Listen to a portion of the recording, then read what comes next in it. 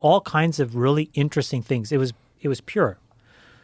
Then you had sort of like the 90s and the early 2000s, and what was it? It was duopolistic at best, Microsoft and Intel. And what they were able to do was extract a huge tax by putting all of these things on folks' desks. And it was still mostly positive, but it was somewhat limited because most of the spoils went to these two companies and all the other companies basically got a little bit run over. And then it took the DOJ to step in 2000 and try to course correct that on behalf of everybody, basically. And then what happened was the internet just exploded.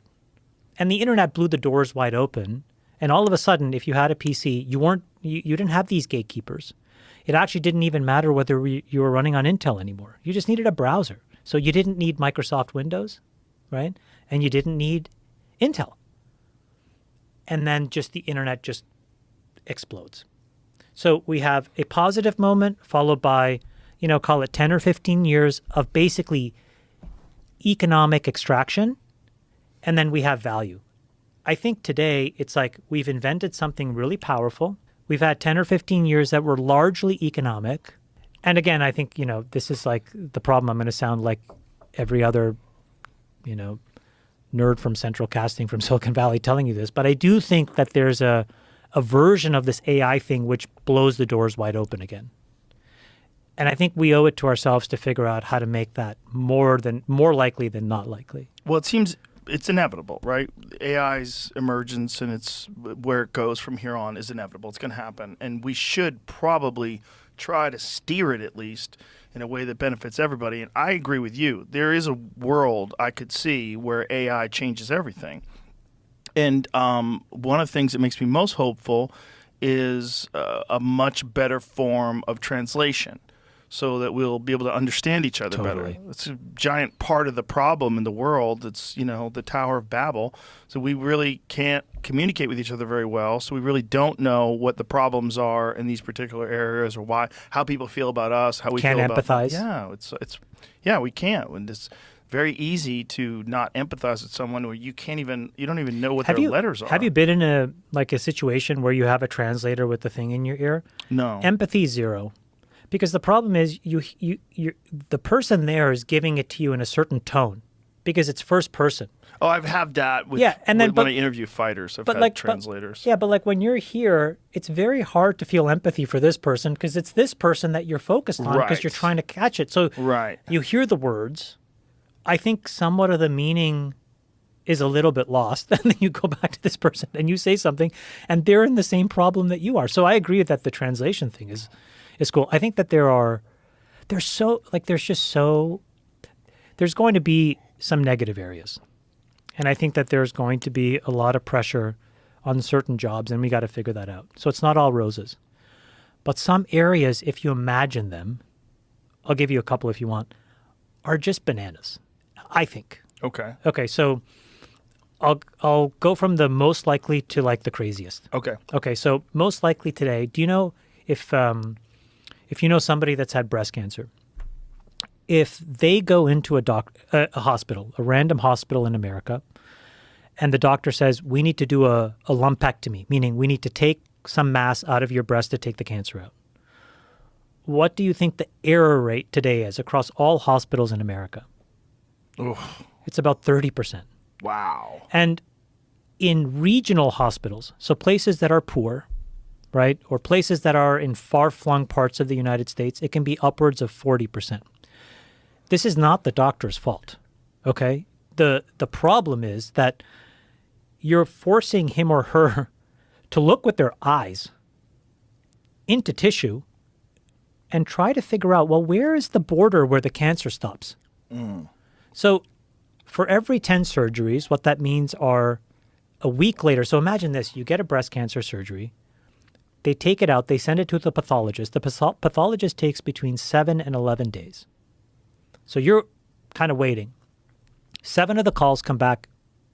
Your clean margins, you're great. Now go to the next step. 3 of the calls, I'm sorry, there's still cancer inside your body. 3. So these women now go back for the next surgery. But the problem is one of those women will get another call that says, I'm sorry, there's still cancer. And so what is that? That's a computer vision problem, right? That's not necessarily a problem that can't not be solved literally today.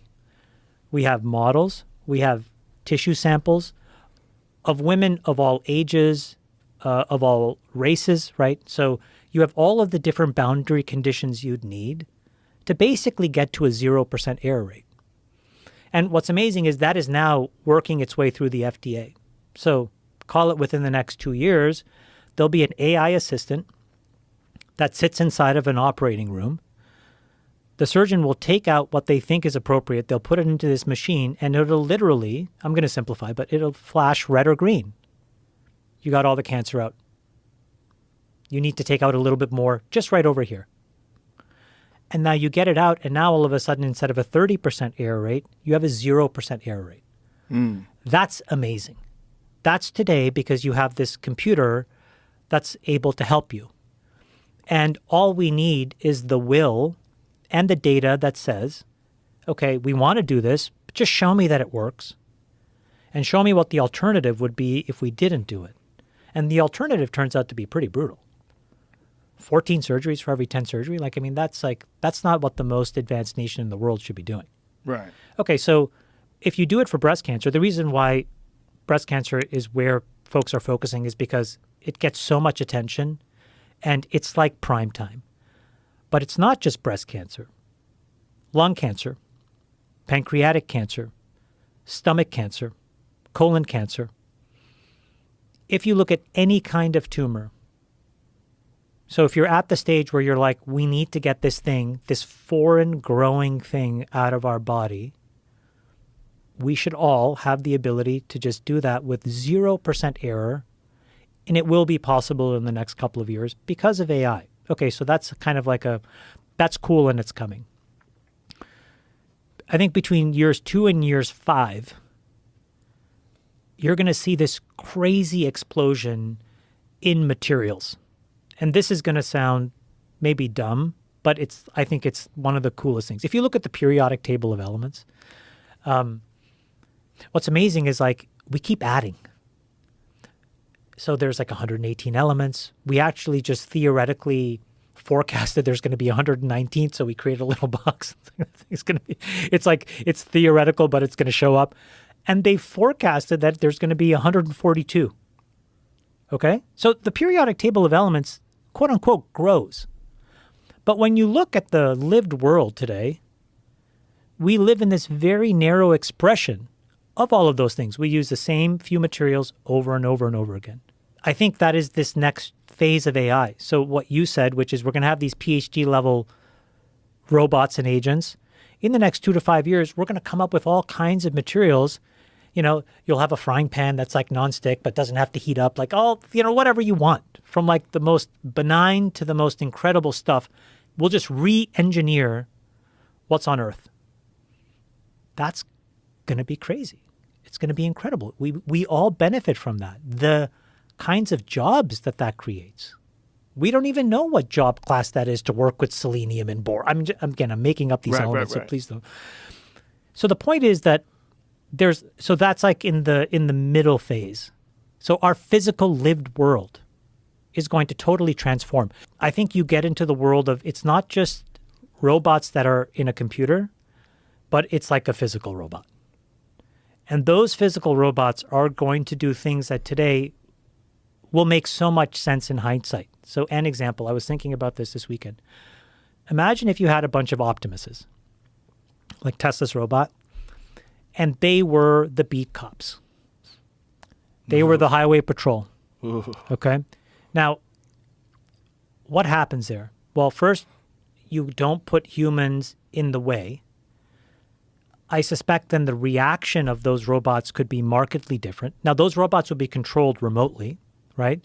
So the people that are remote now can be a very different archetype, right? Instead of the physical requirements of policing, you now add this other layer, which is the psychological elements and the judgment. And so my point is that if you had robots that were able to do the dangerous work for humans, I think it allows humans to do, again, judgment, those areas of judgment which are very gray and fuzzy, it'll take a long time for computers to be able to replace us to do that. I really do think so. I think the biggest thing that we have done as a disservice to what is coming is some folks have tried to say that